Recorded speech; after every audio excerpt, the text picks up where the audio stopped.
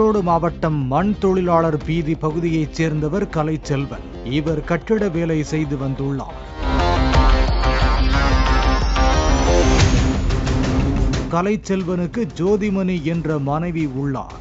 இந்நிலையில் ஞாயிற்றுக்கிழமையன்று மாலையில் கலைச்செல்வன் வீட்டிற்கு மதுபோதையில் வந்துள்ளார்.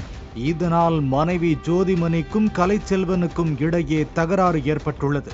இதனை ஜோதிமணி தன் தங்கை கல்பனாவிற்கு போன் செய்து தகவல் தெரிவித்திருக்கிறார்.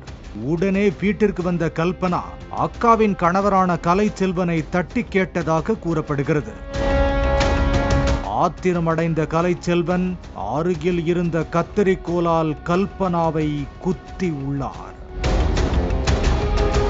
மேலும் தடுக்கச் சென்ற மனைவி ஜோதிமணியையும் குத்தி உள்ளார் கலைச்செல்வன். இருவரையும் அக்கம் பக்கத்தினர் மருத்துவமனைக்கு அழைத்துச் சென்ற போது கல்பனா உயிரிழந்தது தெரிய வந்துள்ளது. ஜோதிமணி மருத்துவமனையில் தீவிர சிகிச்சை பெற்று வருகிறார். மேலும் உறவினர்கள் கலைச்செல்வனை அடித்து போலீசில் ஒப்படைத்தனர்.